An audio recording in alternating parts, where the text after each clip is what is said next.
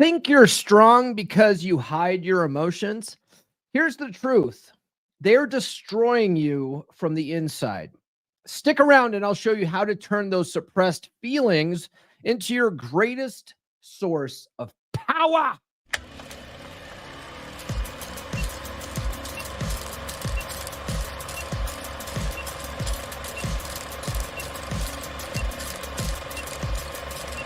We're going live. We'll do it live. This is the Come On Man podcast. And here's your host, Paul Bauer. What's going on, guys? I hope you had a very, very Merry Christmas. If you're new to the channel, my name is Paul Bauer, and I help men level up and get better with women. And the funny thing about leveling up and getting better with women is that when we do, it tends to make us better in all areas of our lives. Today, we're talking about the impact of suppressing your emotions. And I get it, man. I get it. You're a lone wolf. You're a lone wolf. You've constantly been told that nobody's coming to save you, especially if you go hang out on my friend Nuclear Caudillo's channel. No one's coming to save you, bro. So you're constantly being told that. And I get those same messages, right? And just like a vast majority of you out there, I know what it's like to think that I can never outwardly show my emotions, okay? Because you're a man. You're not allowed to do that. And especially if you're a red pill man, right? We're not supposed to have emotions, but we do. And you should feel bad for having those emotions. So I know what it's like to bottle that stuff up until it doesn't have anywhere else to go. So you end up exploding in rage. Believe it or not, I used to have a really bad temper. And this was a big part of that problem, right? You sort of pack it all in, just fart down as it'll go, and you stuff it down until it has nowhere else to go but blow up, right? And it's not healthy to bottle up those emotions and suppress them because, it impacts you in lots of different ways, your physiology, your mental health, all that kind of stuff. But here's the thing. Also, it's sort of a catch-22, right? As a man, you have the burden of being a rock for those around you. That's sort of expected of you as a man. So what are we supposed to do? What are we supposed to do? That's what we're going to be getting into today. So stick around until the end of the show, because if you're bottling up your emotions and that's one of your problems, I'll be giving you some very solid, actionable information. Before we get into that, though, there's a bunch of people in the chat here. We've got CW from Beer Club. He says, morning, gents. Hope you all had a Merry Christmas. Yeah, same to you, brother.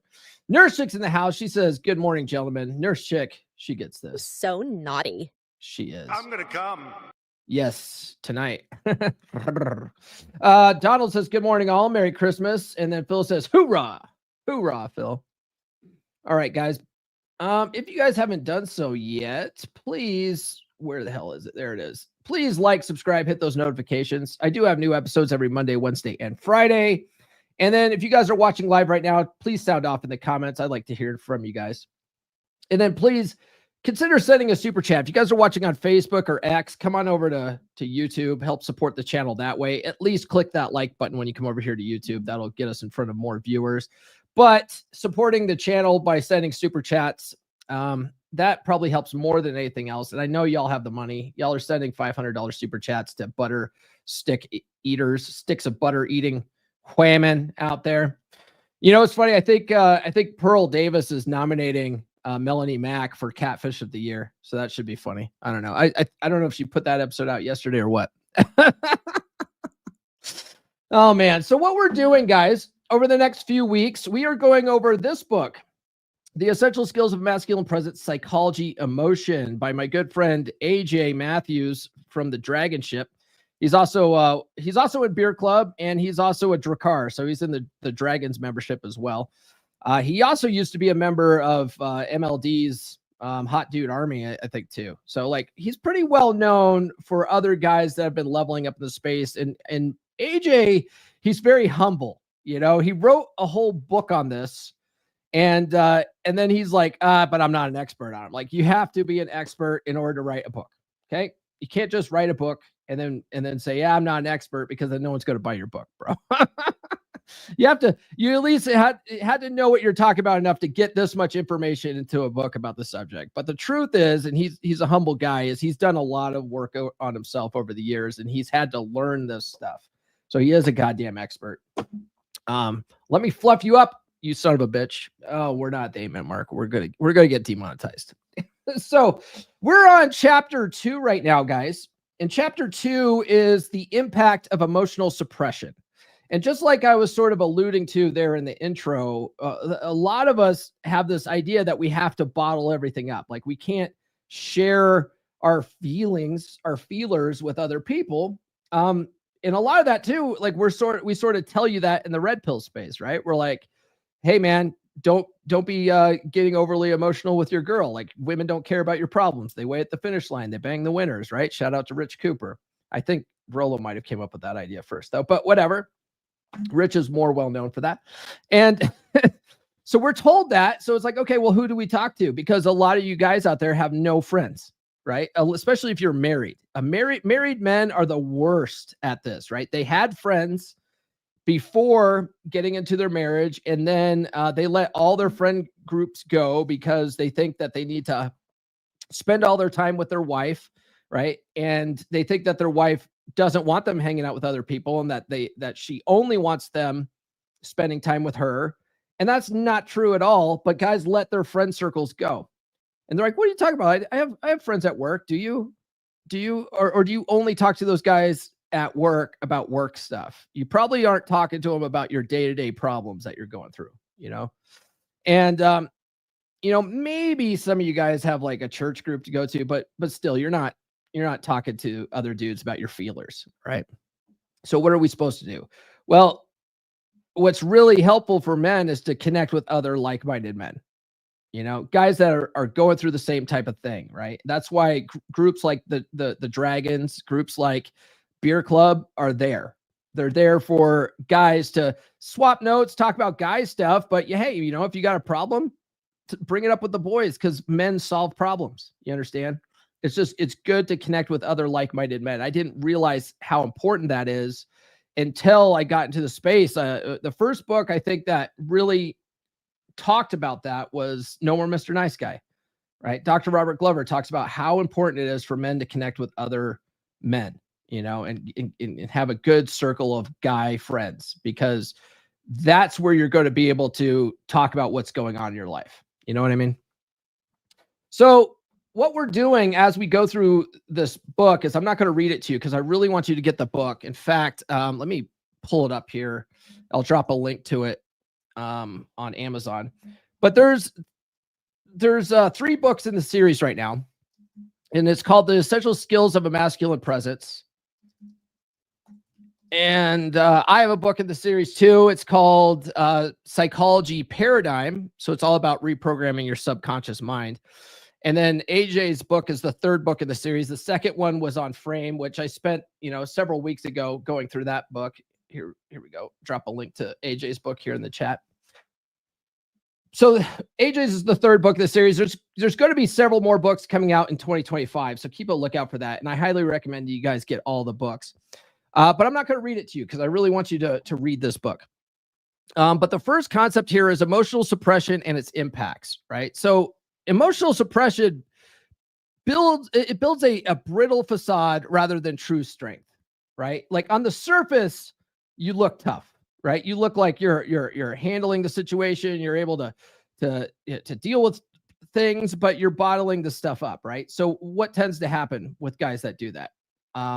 A lot of them develop health issues because all that bottling up of your emotions, right? Actually, it causes a lot of tension in your body. It impacts you physiologically. That causes health problems, like physical health problems. It also causes people to seek out coping mechanisms like alcohol and drugs.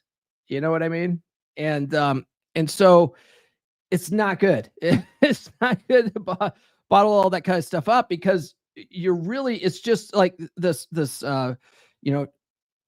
balsam wood wall that you're putting in front of you. And then like if you have too much pressure, right? The straw that broke the camel's back, it's just going to break through that wall, and something bad's going to happen, right? It leads to so chronic suppression leads to negative mental and physical health outcomes, right? Stress, depression, heart disease, right? Hypertension, stuff like that. Sometimes guys, they don't go to drugs and alcohol, but they're addicted to food. There's lots of ways people cope, and in unhealthy ways. A lot of what people do now is they escape into video games, and there's nothing inherently wrong with video games per se, but that constant dopamine rush that you get from playing video games all the time, and it causes you to like want to be in this non-real world more than the real world, and causes you to isolate yourself, which sort of compounds the problem. It hinders genuine connections, right? So isolating men from meaningful relationships and opportunities for personal growth. So like you thinking that you can't share this, you can't be vulnerable, causes you to like really, keep that stuff bottled up. And what we tend to say, right, is that there's a time and a place. You know what I mean? Like your girl, if you happen to be vulnerable around your girl, that's not necessarily a bad thing. It's just it's how you go about doing it, right? The thing about women is they sort of want a man that has his shit together, right? So if you bring your problems to your girl, it's actually okay, and it will be okay, and it won't destroy your relationship as long as you tack on a solution to the end of that, right? It's like, have you ever seen the movie The Rock? Right? The movie, I think it's the movie The Rock, and the general who takes over The Rock, he has these Marines that come up to him, and he goes, "Don't bring me problems, bring me solutions." Like because the what's his name, Sean Connery and what's the other guy's name? They're sneaking onto the island, and they're blowing up all the VX nerve gas type stuff. Well, the Marines are going to their boss complaining about it, and he's like, don't bring me problems, bring me solutions. That's kind of what your girl's mentality is. Right? She's like, it's okay if you tell her what your problems are, as long as you have some kind of solution, or you're like, I got it taken care of, or you know what, I'm going to work with so and so tomorrow, and like we'll get that handled. Like as long as she gets the feeling that you're going to oh hell, I just realized that there's a typo in this. Hold on. I'm going to delete that comment. Okay. I put a comment out there for my fitness thing, and I just noticed that there was a typo in it. Anyway, just got distracted there. So anyway, so your girl's the same way, right? It's okay if you talk about your problems, as long as she knows that you got things handled, because then you're still her rock. Right. But if you're just constantly like, woe is me, and I got all these problems, and I don't know how I'm going to handle it, and I'm such a pussy, your girl is going to start losing attraction for you over time. And she's not going to know why. She's going to, because I think women genuinely want to care about your problems. They actually think that they should care about your problems, and maybe they should, but they just aren't biologically wired to care about your problems. So the more you pile on your nonsense with her without having any kind of solution behind it, the more she's going to think like, Jesus, I thought I married a man here. I didn't know I married a child. Right. And that's where a lot of women, sort of get this sort of impression that their husband's just an extra one of their kids that she has to take care of. Like, she doesn't want that. That builds up resentment. You understand how that works? So what do you do when you don't know how to solve the problem, and you do have a legit problem? Well, you take it to the boys, right? Take it to the boys, or a therapist, or a coach, like whatever. You have to, there's positive outlets for this sort of thing, The next talking point is emotional durability, right? And that's really what AJ is trying to get guys to. He's trying to get them to a point of emotional durability. Now, AJ was on the podcast last week. We introduced the book and introduced chapter 1, and he talks about the difference between emotional resilience and durability, right? And so the way he describes it is that emotional resilience is where like he uses it, he talks about a bouncing ball, right? Like a ball just keeps bouncing off you, and it sucks, but you're dealing with it, you're handling it, right? And then durability is where you've had that ball bounced off you so much it has no impact on you anymore. Like you are solid. You know what I mean? Like what did he say? He says you're more like the oak, right? You might bend a little bit, but you're never going to break, you know? So that's a little bit of a difference. So that's the goal of this whole book, is to get you to a place of having emotional durability, right? So what he says is emotional durability is about acknowledging, managing, and using emotions as a source of power. Well, what does that mean? How can I use my emotions as a source of power, right? Well, we're going to get into that a little bit more, but like, think about it like this, right? Let's say you are, you have a lot of anxiety about like an upcoming thing that you have no control over, right? You can look at that. And once you like sort of acknowledge the emotion, right? You don't try to resist that emotion, and you go, okay, I'm feeling anxiety about this. Why am I feeling this way? Right. And then you sort of analyze what the actual situation is, and then you could reframe it in your mind. Like if you just give yourself some time to sort of think about your emotions a little bit, you can reframe this sort of thing into a positive. Like, okay, yeah, this is going to be a challenging thing, but I'm going to learn a lot from it. Right. Or, yeah, this is going to be a challenging thing, but I'm going to be stronger having gone through it. You know, if you could turn that sort of thing into a positive, if you don't try to like bottle up and suppress that emotion and just sort of feel it and try to like think about it a little bit. You understand? It could be a source of power. You can look at things from a more positive perspective. It having emotional durability, right? It builds resilience. It allows men to remain steady under pressure. You know, I think one of the greatest compliments I ever gave, or I was ever given, I should say, and I've talked about it on the podcast, and not to toot my own horn, but I'm, I'm a little bit of a badass.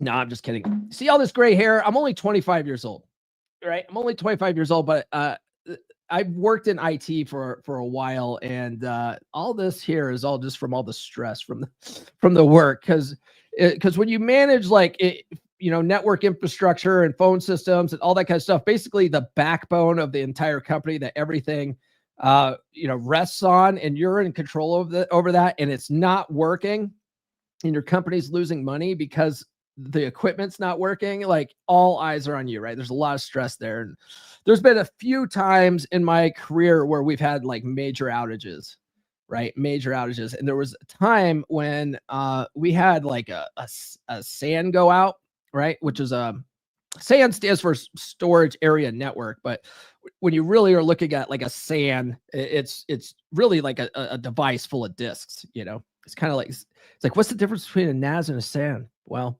the protocol used, really. Anyway, nerd. Okay, so anyway, we had a SAN and we had a backplane go out, and we had with the manufacturer, we had a 4-hour part replacement warranty on it, which means like if something like that goes out, like a backplane, they need to get you a part in 4 hours, or they're going to not meet SLAs. Well, this company happened, you know, they happened to not have the part we needed within a 4-hour shipping radius, right? So normally they have like parts local there. We were in San Diego. They had a parts team there locally. They had a parts team up in LA, and neither of those warehouses had the part we needed, right? The place that had the part we needed was in Arizona, and they couldn't get it to us in 4 hours. They had to fly it, and it was going to take overnight. And so anyway, they blew their SLA, and we were down hard for like basically 2 days, right? And so I was dealing with that and trying to get stuff working and trying to deal with all that kind of stuff. And I was up I was up all night, you know, trying to get stuff working. Basically, we had to like fail over to our DR site and all this kind of stuff, right? And I basically was up like over 24 hours working on this outage. And a lot of you guys don't even realize your IT guys do this kind of crap on the reg, right? Like on the regular, your IT guys don't sleep, you know, because they're you know, it's funny. It's like when everything's running smoothly, like the websites are up and all, like the email's working fine, like IT is sort of behind the curtain, right? They're the wizards behind the curtain. And like, that's when people are like, oh, everything's working. Like, let's, they start reviewing the IT budget and they start, you know, chopping people and, you know, like, you know, laying people off and stuff like that, because everything's working good, right? But if nothing's working good, that's when the IT people finally get recognized, for what they do. It's a messed up career. But anyway, I come rolling in after being up overnight, like 24 hours. I just come crawling back in the office. And I happen to hear on the other side of the office, this lady named Layla, who I've worked with for years. She sees me come and she goes, "Oh my God, there's Paul. He's a soldier," right? It's like, because I was able to I'm able to handle stress so well just because I've been doing this for so long, right? That's sort of the emotional durability that we're talking about. But it's a compliment, right? It's a compliment. He's a soldier. And a lot of guys can't even get there. There's a lot of guys that are emotionally fragile, and it's hard to watch. It's hard to watch a guy who's emotionally fragile and can't get his own shit together, right? And those are the guys that really, really need to be in groups, like Beer Club and Dragons and stuff like that. And they're the ones that are like, they emotionally bottle shit up, and then it just gets worse and worse and worse, and they spiral downwards. Some of those guys end up unaliving themselves. Like those kinds of guys, they need a book like this. Hard, like bad, right? But they are so used to being lone wolves and bottling all that kind of stuff up. They will never buy that book. And if they do, they won't even read it. It's a sad situation, right? And then AJ also argues that emotional durability is the foundation of a dominant masculine presence, not the absence of emotion. Yeah, I agree with that. Being able to be, I think this is one of the hardest things about frame, right? Like if you look at Ryan's book, that son of a bitch, Ryan Stone, I'm dressed like a Canadian today in honor of Ryan. I'm just fucking around. I love that man. Someone on Twitter was like, I know you guys don't get along. And I'm like, what are you talking about? I'm like Ryan's biggest fan. I got all of his books, and I got his mug and everything. Like, get out of here. No, so Ryan's got a book called Frame, right? It's an excellent book. Like if you're getting the Essential Skills book series, right? Get Wraith's book on Frame too. It's a little bit shorter than Ryan's, but if you get both those books, and then my book on Paradigm, and then AJ's book on emotion, all that stuff will help you develop your mental frame, right? That's why I have Frame Fridays. Frame is paramount. If you're going to do well in life, if you're going to have a dominant masculine presence, if you're going to do well with women, you have to have good, strong mental frame.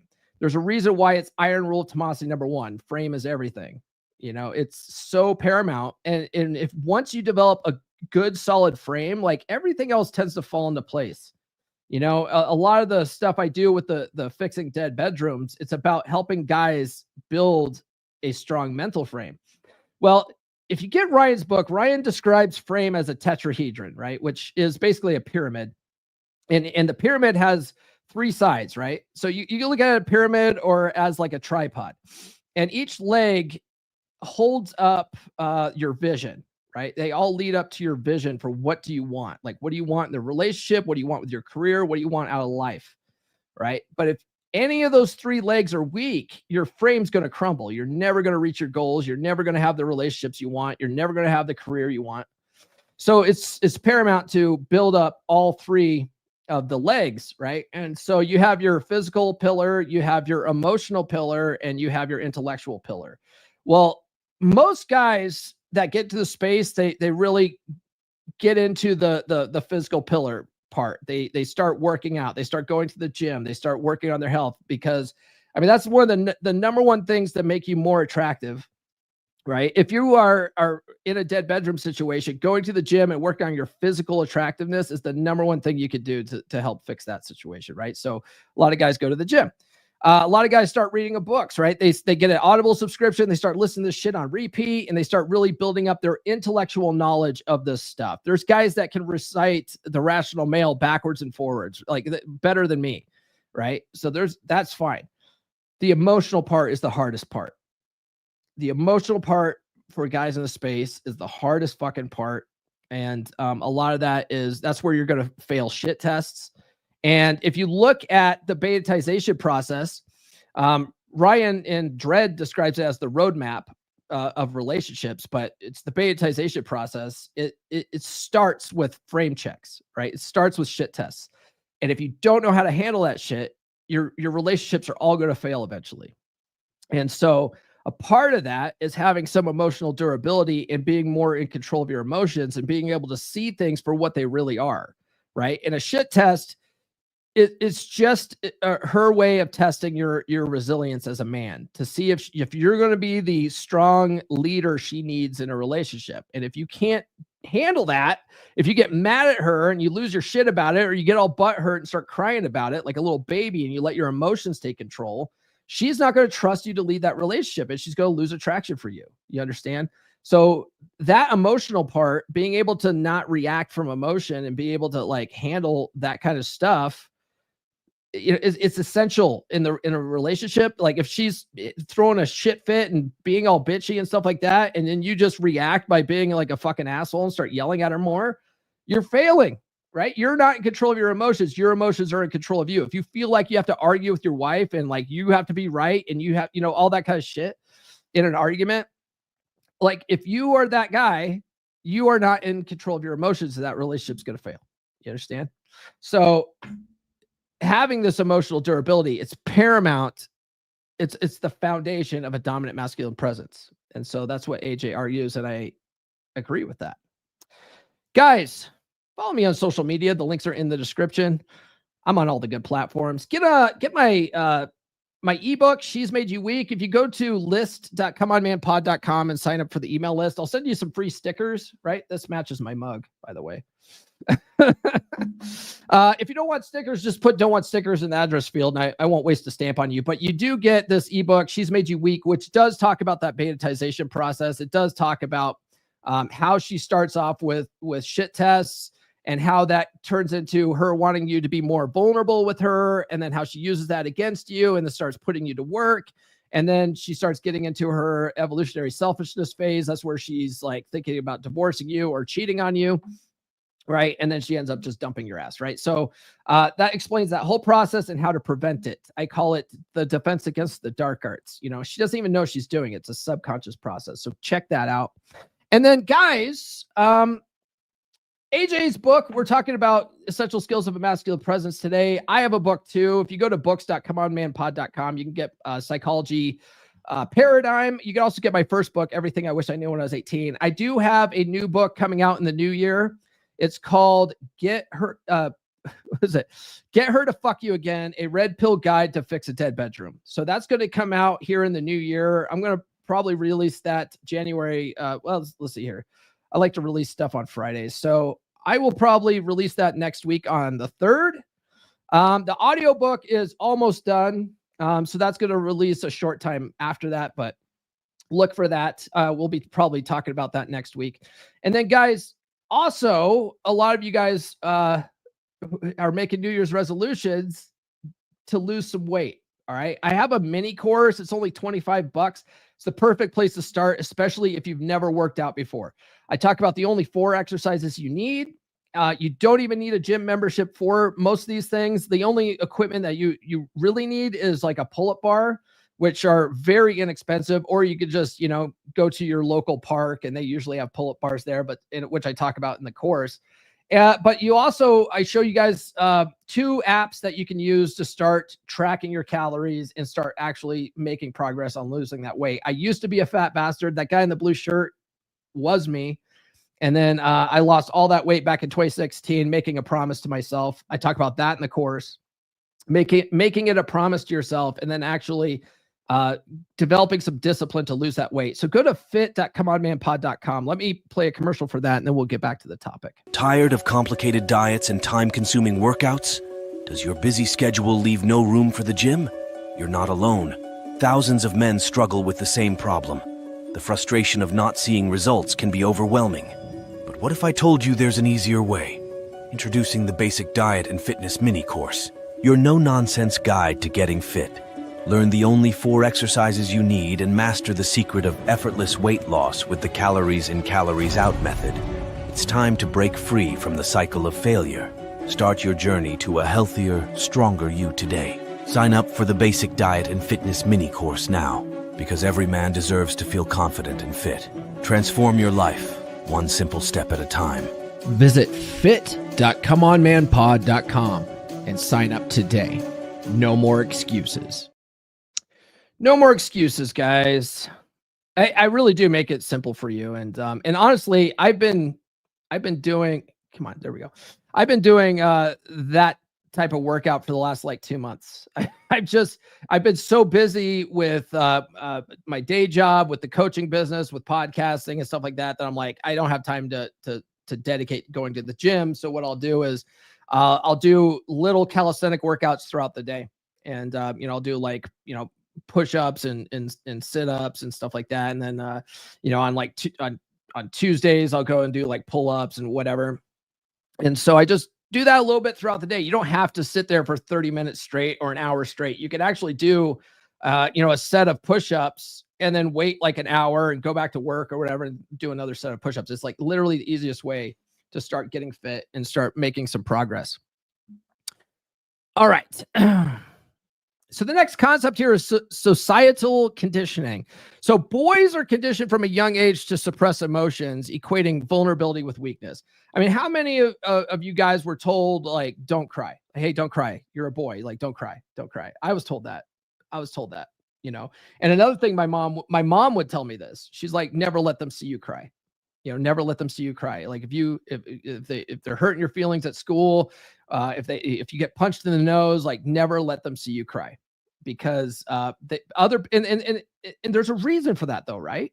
It's because other people see it as weakness, and it's not.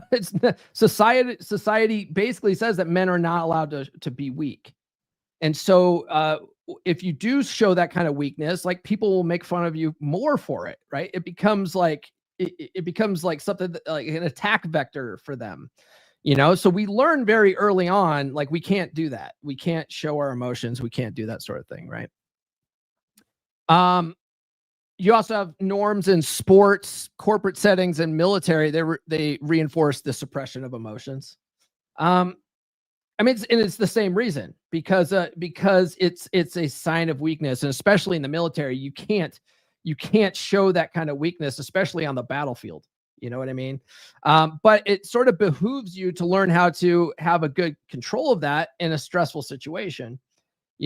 So that's why this is so hard. This is so hard for men to get under control, because it's like we're told, okay, yeah, you don't bottle up your emotions. What are you supposed to do? It's like, because if in this situation, showing emotions isn't helpful, right? So what are we supposed to do? We're supposed to suppress that.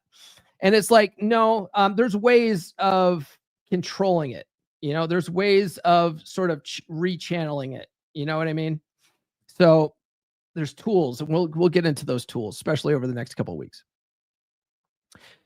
This conditioning creates a pressure cooker effect, leading to emotional breakdowns and reactive behavior. And like I said, I used to have a really bad temper. I think this is one of the biggest reasons why my marriage failed, right? And I talk about my marriage a lot and what I learned from that experience. So a lot of people, they're like, oh, well, why would I hire you as a person to fix my dead bedroom experience? Well, because I've been there. I know exactly what you're going through. And there was a lot of stuff that I learned after the fact that I could have applied in my marriage that would have fixed all that. You know what I mean? But most people don't ever go working on themselves like that. What they do is they think, oh, she's the problem. And then they go and they get in their next relationship, and then they find themselves in the same situation in the next relationship. I did that too. Right. That's why I talk about red pill chick, because that was my real red pilling. It wasn't the divorce from my wife. It was after I got done with my relationship with red pill chick that I realized I was the common denominator, and I had to learn what I needed, the skills I needed to have a successful relationship. So like that sort of thing doesn't ever happen again. And so now I'm trying to help guys prevent that kind of shit from happening. You understand? So I've been in the fucking trenches. Right. And so, but that was one of my problems, was that I would bottle all that stuff up, and then my wife would start acting so bad that I would just like, I would scream at her, right? Like screaming, like in rage because of her bad behavior sometimes, but a lot of that bad behavior was because I never set boundaries like early on. Like there's a lot of stuff that led up to her acting badly. You know what I mean? And there was things that I could have done to get her to stop acting badly when I started noticing the signs. But most people don't ever learn to work in that type of situation, But yeah, that was a big thing. It was like a pressure cooker effect, I would just let her like nag me until I finally was like, fuck off. Right? Does that sound familiar to any of you guys? All right. The cost of emotional suppression. So emotional suppression creates a mask of stoicism that fails under stress. And so what he's talking about there is that you might look stoic, but it's fake, right? It's not real, and it's a very weak mask, and it'll crumble with just slightest too much pressure. It's not going to hold up, right? Suppression can lead to destructive patterns, including poor relationships and unprocessed grief or anger. I also talked about at the beginning, can lead to other coping mechanisms like alcoholism and drugs and all that kind of stuff. And overcoming this habit is essential for true strength and emotional freedom, is what AJ argues. And guys, I mentioned helping guys with dead bedroom situations. I do help guys with that. That's what I've been working on for the last several months. And man, it's so rewarding to work with guys who are putting in the work. They're listening to my advice, they're applying it, and they're actually getting results. It's phenomenal to watch when I see these guys like have a completely different attitude from when I first had a breakthrough call with them, because they're seeing these positive changes. And the thing is that a lot of these guys have tried what they think is everything before, right? They're trying what society tells them to do. They try the love languages. They try all this kind of crap that just doesn't work, right? Red pill praxeology works. And we know it works because we've had guys for over 20 years swapping notes about what works and what doesn't, taking what works and leaving what doesn't, in forums and stuff like that. And that's what a praxeology is. That's what we apply here. We apply red pill praxeology to relationships. And because this has been, dug through and debated, and people have applied what works, and then it's gotten repeatable effects. Like, we know what works. So we teach what works. I had a message from a guy that I've been working with yesterday. I posted on social media where he's like, dude, that stuff you're talking about, where my wife was noticing this girl at the Kohl's counter smiling and laughing at my jokes. He goes, she in the car, she was like, she acted like she was really mad at me about it. And he's like, normally in the past, because I've been talking with this guy, his gut instinct is to go, oh no, honey, you don't have anything to worry about. Or I didn't notice, I don't even notice these girls checking me out. Right. Like they downplay it. Right. But I tell them, based on red pill praxeology information, don't do that. Right. Women like guys that other girls like, right? This is what we call pre-selection. So if a girl's flirting with you, or your wife perceives it as being flirty with you, and she comes up to you and starts giving you a bunch of lip about it, just smile and laugh at her and be like, well, of course she did, I'm like freaking Ric Flair over here, right? Like, ladies, none of you can be first, but all you can be next. You know what I mean?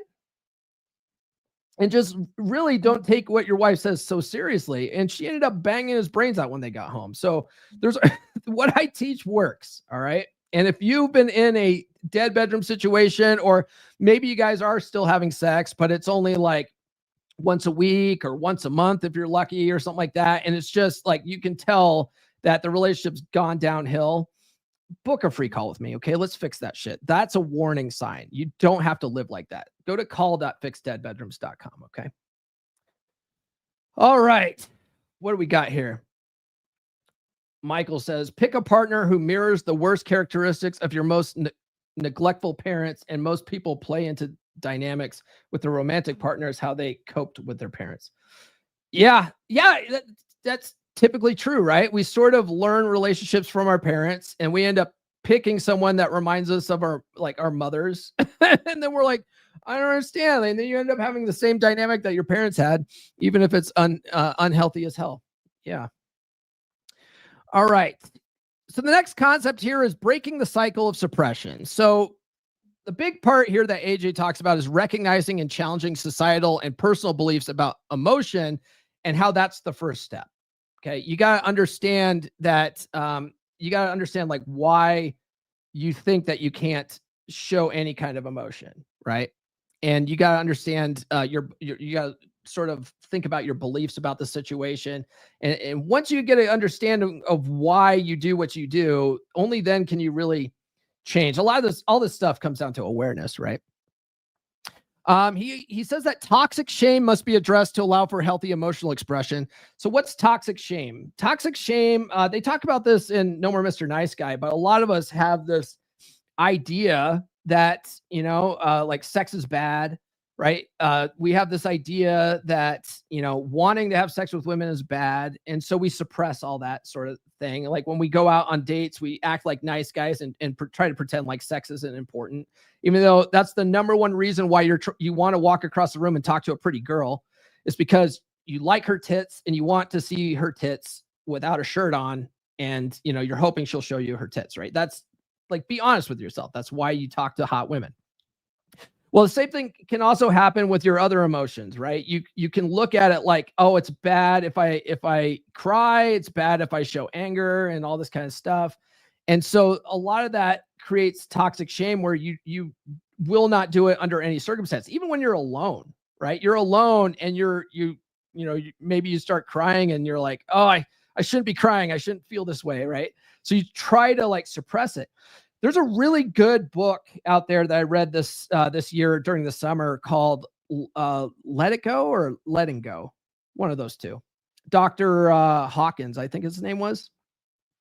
And one of the things that he talks about in there, which was fascinating to think about, is when you have a positive emotion, like something good happens to you and you're happy about it, you just, that feeling just comes and you just let it go. There's no resistance to it, right? So you feel good and then you don't hold on to that. No one holds on to like that joyous feeling. They just feel it. It feels good in the moment and they let it go. But when we have a negative feeling, when we have a negative emotion, we tend to hold on to it because we're resisting it so much, right? Have you ever heard the expression, what you resist persists? Well, that's the same thing, right? You have this negative emotion, so you're trying to resist it. You're trying to bottle it up. So you actually end up holding on to it longer than necessary. But if you just feel that emotion in the moment, right, you can actually think about it and just not think about it without judgment, just go like, why am I feeling this way? And just feel it. What you'll find is that feeling will come and go much quicker. Right?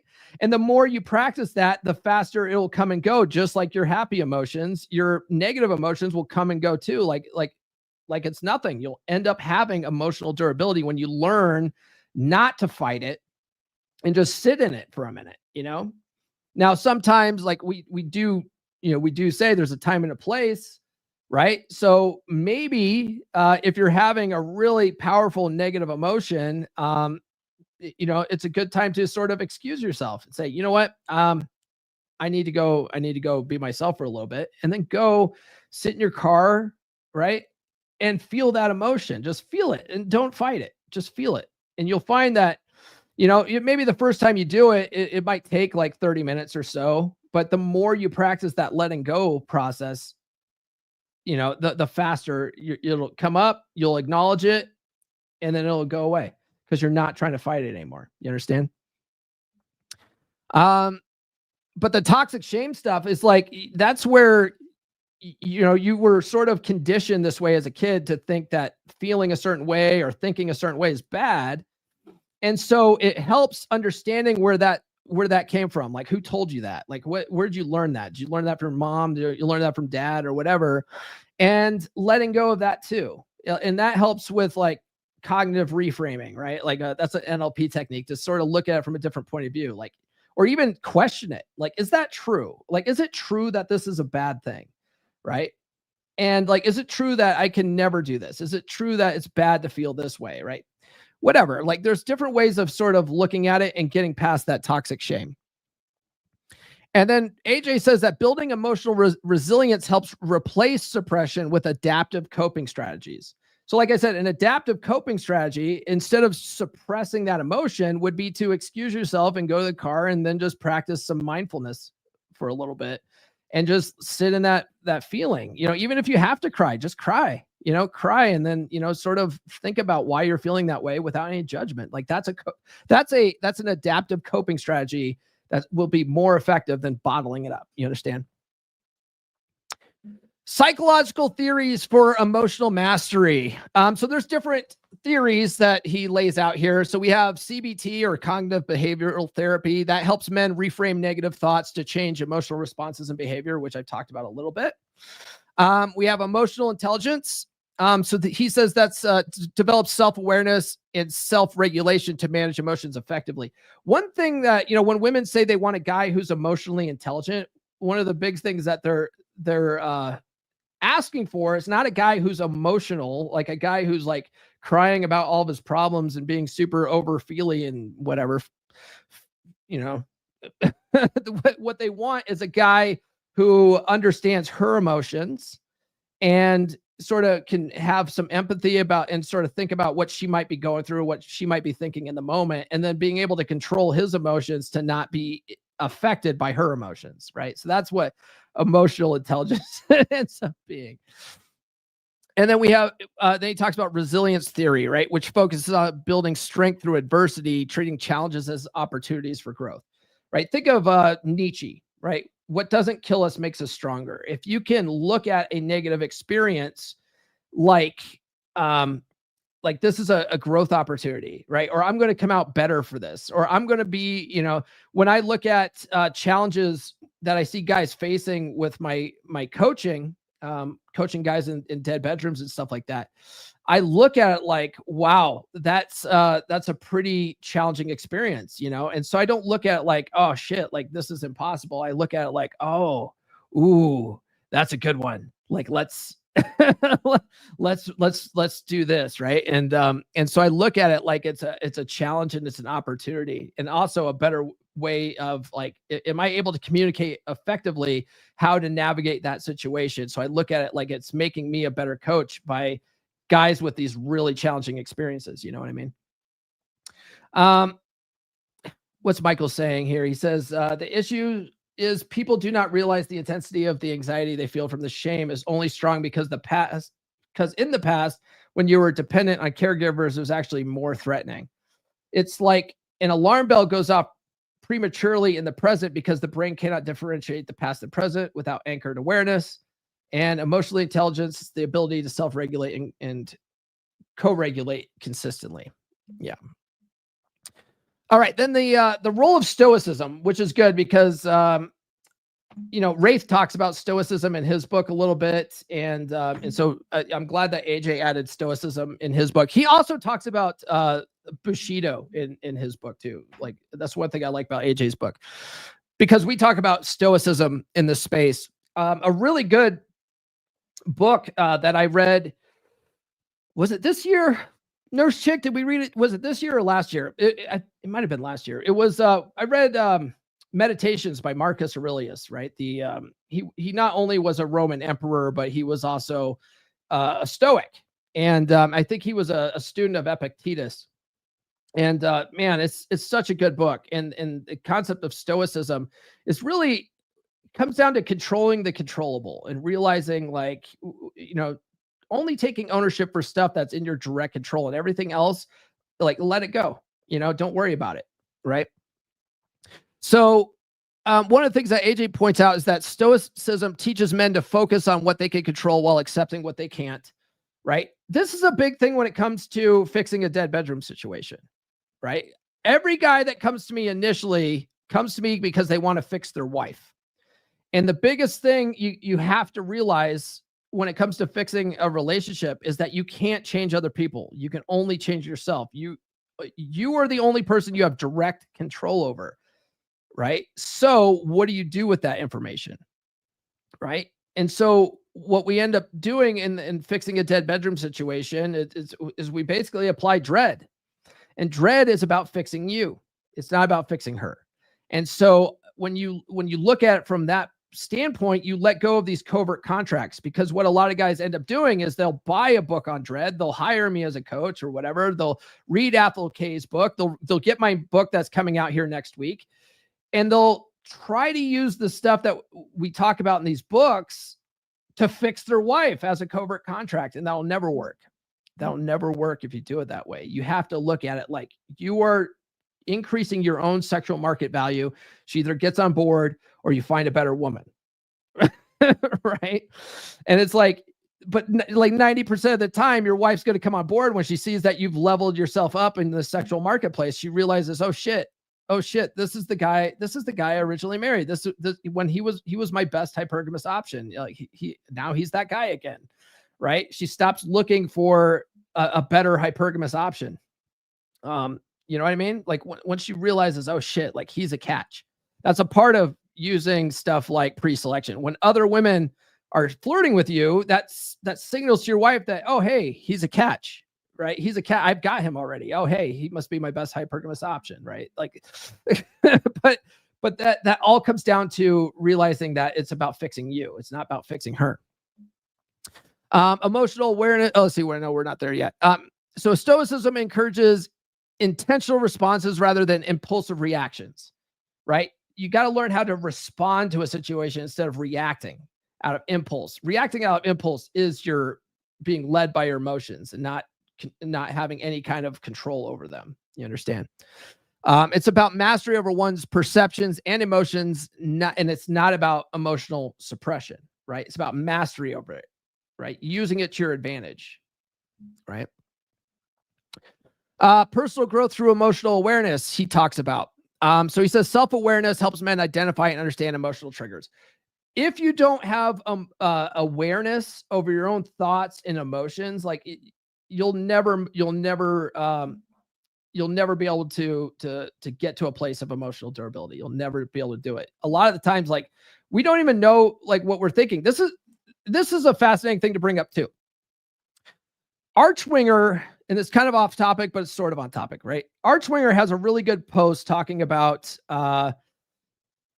what does he say? Like, don't argue with your wife, like just leave, right? If she's acting really shitty, he argues in there that women know they're being shitty, right? They know they're being shitty, so there's no point in trying to correct her because all that's doing is validation seeking behavior, and the stronger way of dealing with that is to just leave the situation.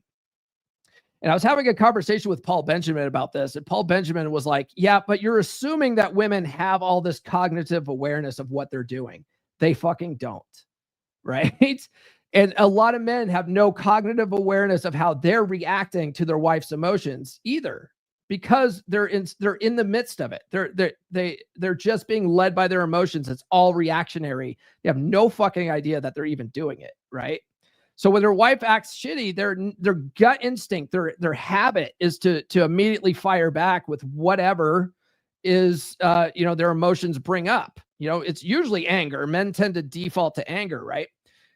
And so once you become aware of it, right? Once you become aware of your thoughts, you become aware of your triggers. You know that when your wife says X, Y, and Z, that pisses you off, right? So now when she says X, Y, and Z, you can sort of take a step back and look at it differently because you're more aware of it now. That changes the whole dynamic. It changes the whole interaction, right? A lot of what I talk about with like law of attraction stuff, which is really just a framework for frame and fixing your mental awareness, right? A lot of that kind of stuff is being aware of your negative emotions and your negative thoughts and being able to say, whoa, nope, let's change that. Let's change that into a positive so that you're thinking more positive, because we tend to get what we focus on in life. And if we're constantly thinking about negative shit, we tend to only see negative stuff. It's not magic. It's our reticular activating system, right? So if you become aware of your thoughts and feelings towards certain things, and you can change that to more of a positive, you're going to start seeing more positive stuff in life, right? All comes down to awareness, all of it. And once you're aware of something, whatever that you're still doing that doesn't serve you, it now becomes a choice, right? So there's a one of my legacy clients. He's a good dude, and he's made a lot of progress, but then he sort of relapsed because he didn't do what I told him to do. I told him, like, don't hang out with your family this Thanksgiving. Like, go take some time for yourself and go like work on you and go do something fun for you. And he was like, I can't, it's my family. I can't ignore my family. And then he got around his family and, had problems. Well, his family's a part of the problem. You understand? And so he sort of had this relapse. And so I told him, like, well, we're talking about it, and he's sort of working through it again. And I'm like, well, at least you're aware of it. And once you're aware of it, it's now a choice, man. You're choosing to stay where you're at, So anyway, awareness is huge.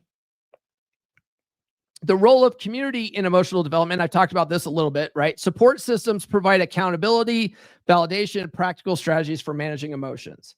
That's why I highly recommend you guys get into a group like Beer Club, right? beer.comeonmanpod.com. It's like $10 a month.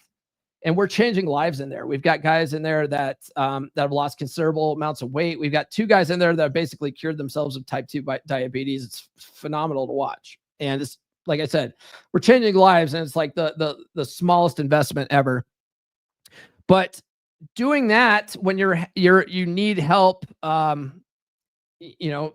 with some of this reframing, like a lot of us, we don't know what we don't know until we get an outside perspective. We're so deep in it, we can't possibly see it, right? You can't see the forest for the trees because you're in the middle of the fucking forest, right? So how do you see the bigger picture? Well, you bring it to the boys and you say, hey guys, I'm going through this and this and this and this. And then like the guys in Beer Club are happy to just start laying on advice, even when you don't want advice. It's great. AJ argues that engaging with like-minded men fosters a sense of belonging and mutual growth, right? Being a part of a team, being a part of a brotherhood. It's nice. Like a lot of the guys in the comments are a lot of the guys are Beer Club brothers, well, at least CW is here. We got group settings allow for open discussion, creating a space to share experiences and find solutions collectively. So we have Beer Club is a Telegram community, and we're in there 24/7. We got guys all around the world in there. So anytime you have an issue, just bring it to the Telegram group. But we also have monthly hangouts to come and actually talk, right? And most of the time we're just shooting the shit during those calls. But every once in a while, there's a guy like going through a breakup. There's a guy, like going through a divorce. There's, guys dealing with some, loss of a job or whatever. And so it's a good place to like, bring those types of struggles and worries. Cause we, all of us have been through that kind of shit before, And then the last concept here is self-validation and internal strength, right? So learning to self-validate eliminates the need for constant external approval, fostering independence. A big reason why a lot of people develop sort of this like, these mental issues and they're emotional all the time is because it's attention seeking. Women do this a lot, right? How often do you see women crying and talking about how sad they are? They go on TikTok and, they're whatever, because they want sympathy from other people. They want other people to acknowledge them. They're seeking out external validation. Well, women can get away with that shit because that's what women do, right? That's very feminine behavior to seek external validation for that kind of thing. So when guys do that, the whole woe is me thing and, oh, my life sucks and all this, like if you ever see guys do that kind of stuff on Facebook, a lot of times, or like Facebook or TikTok, you see that kind of shit. A lot of times they get made fun of because they're acting like a woman. You know what I mean? You don't need that external validation. If you have a dominant masculine presence, you validate yourself. You know what your own worth is. You know what I mean? Like, you know that you're doing a good job. You don't need anyone to tell you that you're doing a good job. Like it's important for men to learn how to self-validate, because what you'll find is that you're actually like women actually respond very well to that. If you're looking at it from a relationship perspective, if you're not constantly seeking her approval and validation, because you already know, like, you're fucking awesome and you're king shit, like, that's actually more attractive to her. If you're constantly like looking for a pat on the head and her to tell you that you're a good boy and stuff like that, that's not attractive to her. And she's like, Jesus Christ, what the fuck's wrong with this pussy? You know what I mean? So you got to learn to self-validate, right? Just realize that you're doing a good job. You don't need anyone to tell you you're doing a good job. He says that self-validation builds confidence and reinforces emotional resilience. And then developing this trait requires consistent effort and is essential for a dominant masculine presence.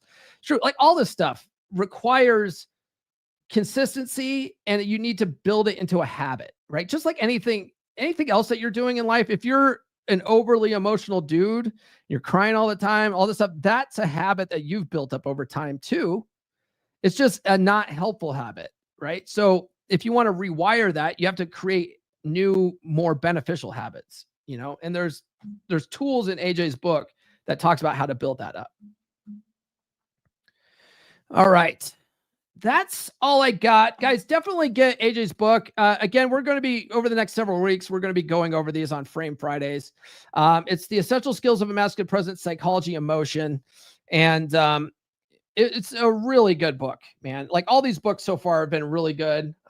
Mine's the only one on Audible, though. If you're an Audible listener and you do a search for the Essential Skills of a Masculine Presence, you're only going to find my book, which is this one here, Psychology Paradigm. But that's cool. Throw me a bone.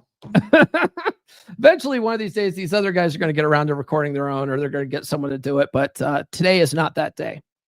All right, guys, tune into Rule Zero tomorrow. Jack Napier is hosting the end of the year episode. Traditionally, Rollo Tomasi does the end of the year episode, but he's taking a break from Rule Zero several months ago. And so Jack is taking the helm of that very important duty. One of the cool things about the end of the year episode is that we're basically allowed to invite other guys in the space that you normally don't see on the panel. And so I reached out to my good friend, Eric Everhart, legendary porn star Eric Everhart. And he said that he wants to do it. So as soon as Jack gets that fucking show scheduled, I can send Eric the StreamYard link for that. And we can make sure that Eric gets on the show. But assuming Eric, doesn't change plans all of a sudden, Eric Everhart should be on the show with us tomorrow for Rule Zero. And so that typically what we do for end of the year is we talk about, our accomplishments for the year. And then we talk about our predictions for 2025 or goals that we're doing and that sort of thing. It's always fun. And then I'm hosting Dragon Ship. We will be looking back at all the best moments from the Dragon Ship in 2024. So finally, so definitely tune into that. That should be good. Everyone gets an opinion on what their favorite was. And then finally, tune into the podcast on Monday. I'll be talking about the concept of a Type 1 captain from Ryan Stone's book, Dread. I'm revisiting Dread because, what I've learned about solving dead bedroom situations, like almost all of that I've learned from two books. Athol Kay's book, Married Man Sex Life Primer, and then Ryan Stone's Dread. And then not to mention like all the game shit that I've learned over the years and all that kind of stuff. Like Corey Wayne's book is phenomenal, right? I've read that like 25 times, but I apply this sort of stuff in my relationship with Nurse Chick. But those two books, right? If you guys want to look at your marriage dynamic and start making changes in your marriage dynamic before calling me, I recommend reading those books, right? So Athol Kay's Married Man Sex Life Primer and then Ryan Stone's Dread.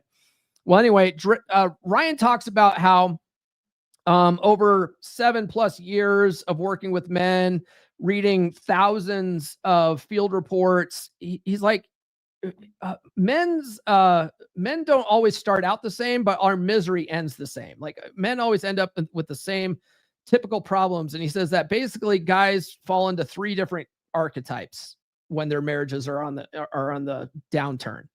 Right? You got Type 1, Type 2, and Type 3 captains. So the Type 1 captain is the drunken captain and his begrudging officer, right? His begrudging first officer. That is the easiest dynamic to fix. So if you are in that position, that's the easiest dynamic to fix. And so we're going to be talking about that specific archetype and ways that you can fix that situation on Monday. So tune into that. I don't see any super chats. I'm not mad. I'm just disappointed. but that's okay. At least smash that like button. Smashing like is free. In fact, let me do that. Smash that like button. Okay. There's like 40 people watching. So smash that like button. There should be 40 likes in this video. Thanks for everyone that sounded off in the comments. I appreciate you. It's not too late to send a super chat. Go ahead and send that. Follow me on social media. The links are in the description. Get on the email list. Get the ebook. She's Made You Weak. Go to list.comeonmanpod.com. Get my books, Everything I Wish I Knew When I Was 18 and Psychology Paradigm. Both of those are at books.comeonmanpod.com. And then again, my new book, Get Her to Fuck You Again, a red pill guide to fix a dead bedroom, comes out next week on the 3rd. If you're trying to lose weight for New Year's, go to fit.comeonmanpod.com and take the basic diet and fitness mini course that I provided. Get in Beer Club if you guys want to get with a good group of guys and have a place where you can express your emotions.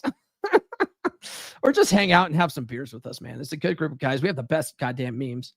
And then finally, book a free call with me if your relationship's on the downturn and you want to turn that around before it's too late. Most of the guys that reach out to me, they've waited too long. They've waited too long. They're already separated. They're already divorced. You've waited too long, bro. Like, don't let it get there. Okay. If you're noticing some things in your relationship, it's rocky, it's not going to fucking fix itself. All right. Book a free call with me. Go to call.fixdeadbedrooms.com. That's all we got. We will see you tomorrow on Rule 0. This has been the Come On Man podcast. Now, go out and get it.